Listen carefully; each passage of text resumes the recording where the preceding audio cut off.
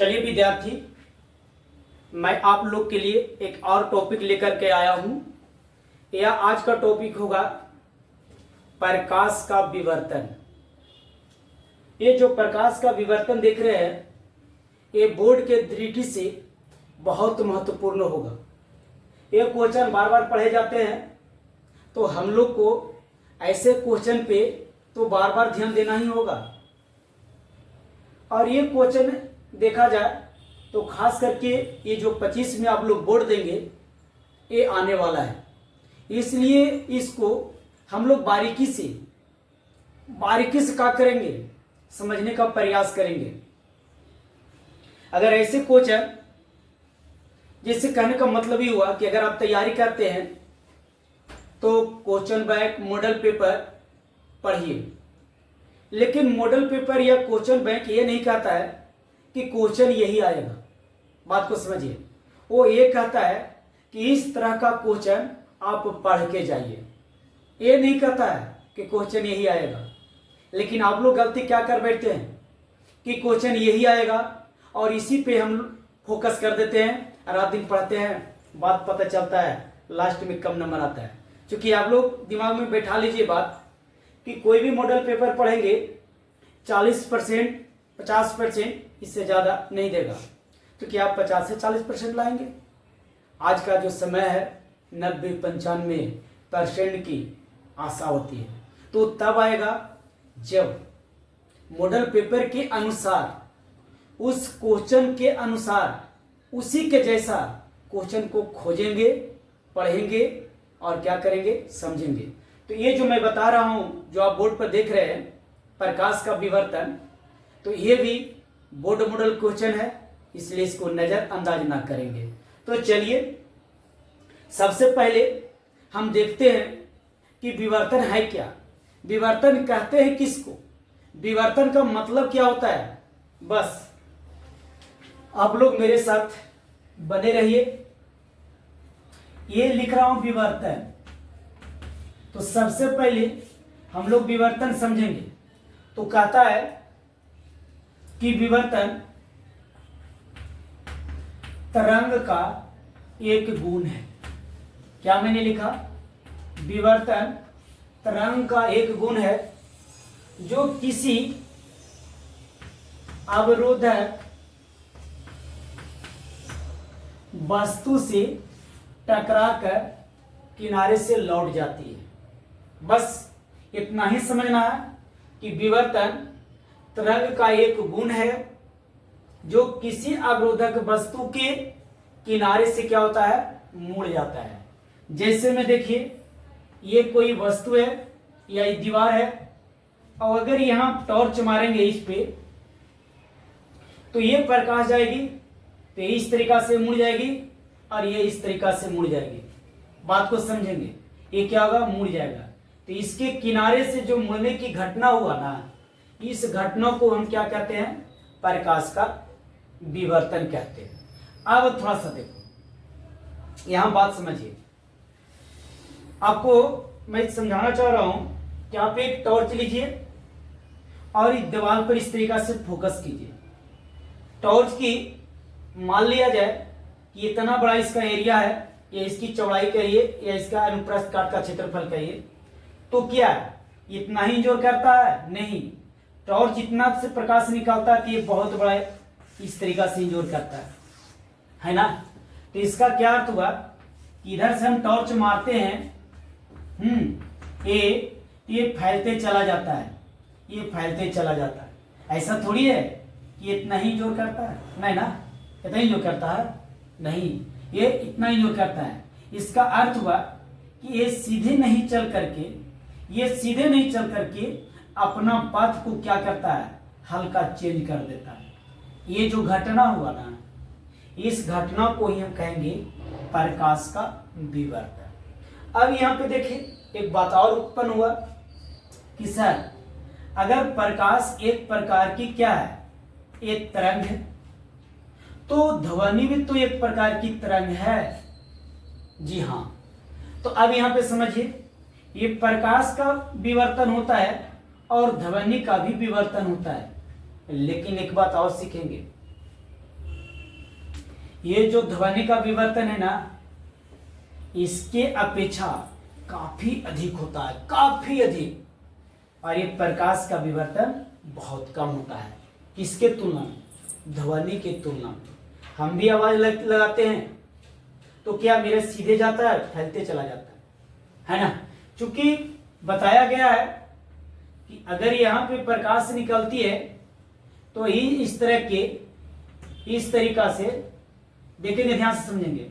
हम लोग तरंगार्थ पढ़े थे, ये कोई पर्दा है, यहाँ से निकाल रहे हाइगेंस का जो तरंग सिद्धांत था, वहां आप लोग देखे होंगे कि इस तरीका से, इस तरीका से, इस तरीका से, इस तरीका से ये क्या होता है, प्रकाश यहां से निकल रही है लेकिन बढ़ते हुए चला जाता है। उसी तरीका से ये जो तरंग है ये फैलते हुए चला जाता है, चाहे तो ध्वनि तरंग रहे चाहे तो प्रकाश तरंग रहे।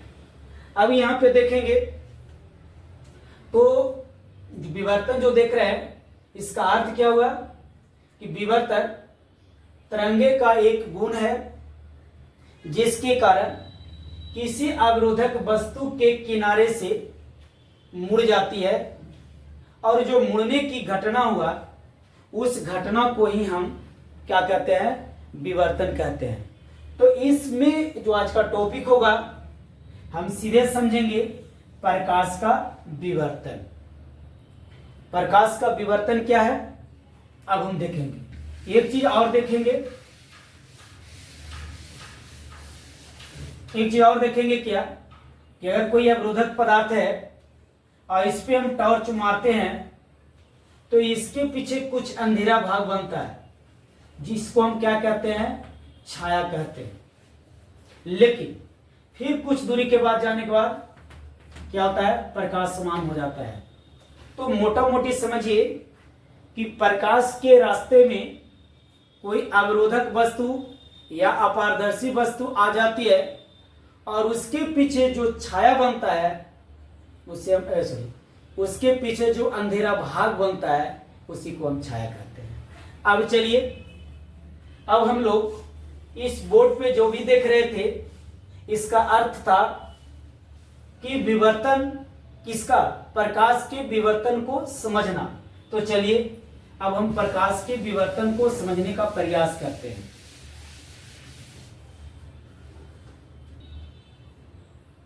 चलिए अब हम लोग प्रकाश के विवर्तन का परिभाषा बोर्ड पर देखते हैं। चलिए मेरे साथ आप लोग बने रहेंगे। बाबू काफी गर्मी है, बहुत गर्मी है। चलिए ठीक है, देखेंगे ध्यान से। लिख रहा हूं मैं, जब प्रकाश तरंगे के रास्ते में कोई अवरोधक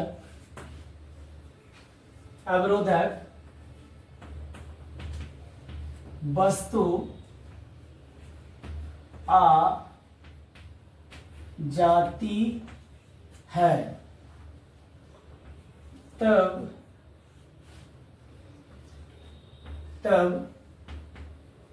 प्रकाश तरंग उसके किनारे से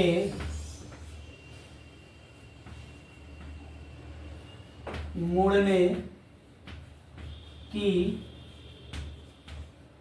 घटना को प्रकाश का विवर्तन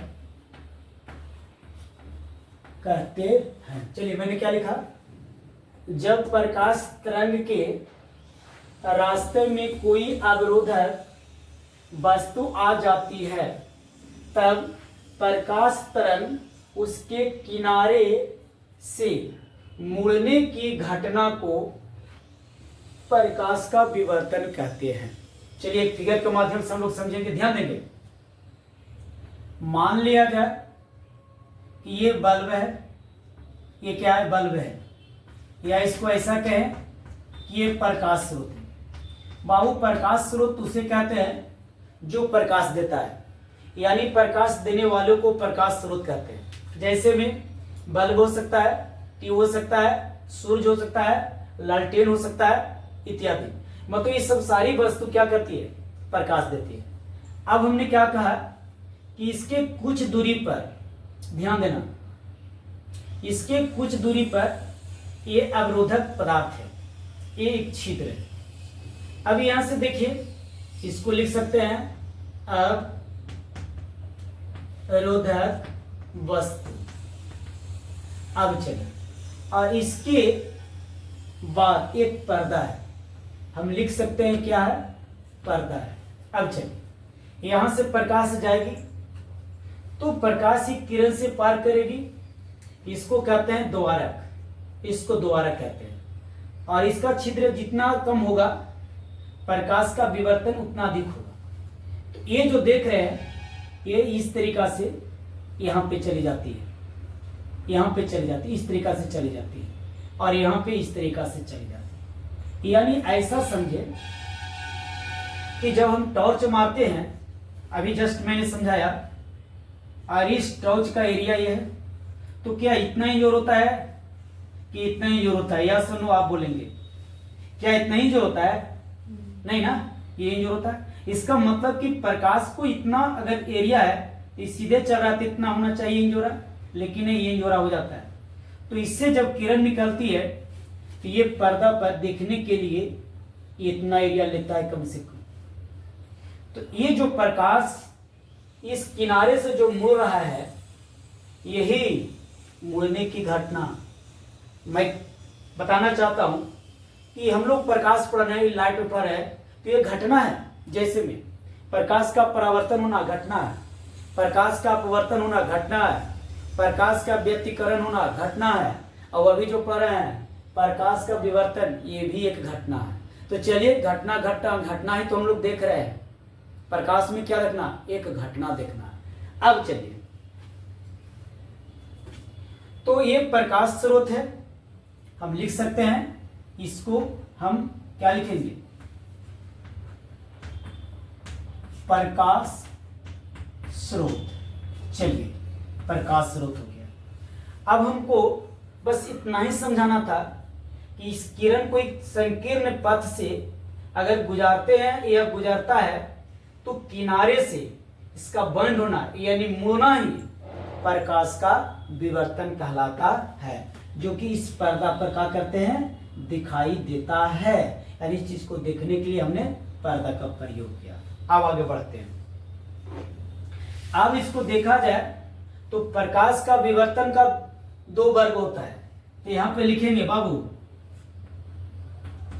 प्रकाश के विवर्तन का दो वर्ग होता है। पहला वर्ग देखिए, समझेंगे, एक प्रकाश स्रोत और एक अवरोधक वस्तु के बीच की दूरी निश्चित हो। प्रकाश पर्दा और अवरोधक पदार्थ के बीच की दूरी निश्चित हो। दूसरा स्थिति बनेगा कि पर ये बीच की दूरी निश्चित नहीं हो और ये निश्चित नहीं हो। पहला स्थिति में दोनों निश्चित हो और दूसरा स्थिति में दोनों निश्चित ना हो। तो दो प्रकार की बात बनी ना। निश्चित होगा तो हम कहेंगे फ्रेजनल का विवर्तन, और निश्चित नहीं होगा तो हम कहेंगे फ्रॉनहोफर का विवर्तन। बात समझ में आया? दोनों दूरी इससे निश्चित हो तो फ्रेजनल का विवर्तन कहेंगे, और ये दूरी निश्चित नहीं हो तो कहेंगे फ्रॉनहोफर का विवर्तन। बस इसी को हम लिख रहे हैं। पहला में लिखेंगे, पहला में क्या लिखेंगे बाबू, फ्रेजनल का विवर्तन। चलिए अब इसकी परिभाषा हम लोग लिखते हैं। मैं लिखूंगा, ध्यान देंगे। एक परिभाषा हम लिख देते हैं, खुद अपने लिख लेंगे।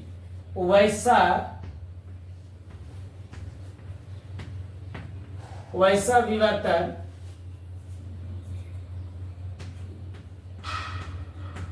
जिसमें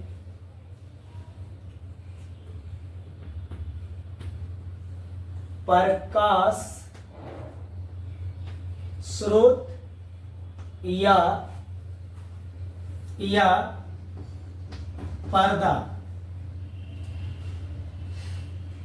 मैंने क्या लिखा, वैसा विवर्तन जिसमें प्रकाश स्रोत या पर्दा के बीच की दूरी, हाँ बीच की दूरी अवरोधक वस्तु से निश्चित हो। बात बना बाबू? मतलब ये दोनों जो प्रकाश स्रोत देख रहे हैं ना, ये प्रकाश स्रोत और ये पर्दा है, ये अवरोधक वस्तु से क्या एक निश्चित दूरी पर हो, तब उसे हम कहेंगे क्या, फ्रेजनल का विवर्तन। दूसरा बात बना यहाँ पे दिखाई दे रहा बाबू, ये दूसरा है फ्राउनहोफर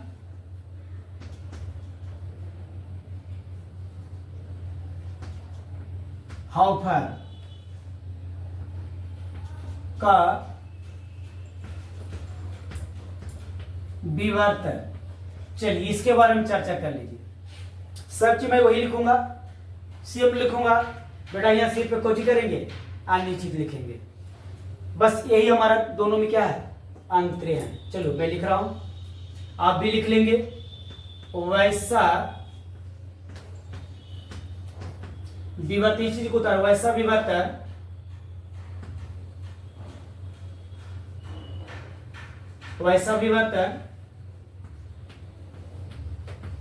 जिसमें प्रकाश स्रोत या क्या चीज बोलो, पर्दा के बीच की दूरी अवरोधक वस्तु से क्या हो, अनिश्चित हो। क्या हो, अनिश्चित हो। उसे हम क्या कहेंगे, फ्राउनहोफर का विवर्तन। तो चलिए दोनों में मैंने क्या अंतर दिखाया।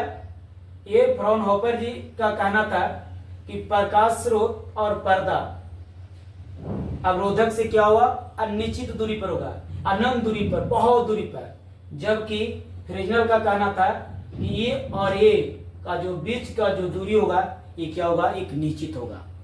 तो ये मेरा वीडियो यहीं तक रुकता है, लेकिन मैं बताना चाहता हूं जो कल का वीडियो होगा, जो हम कल बतलाने वाले हैं, वो होगा क्या, प्रकाश का ध्रुवन, मतलब ध्रुवित प्रकाश और अध्रुवित प्रकाश की चर्चा हम कल करेंगे।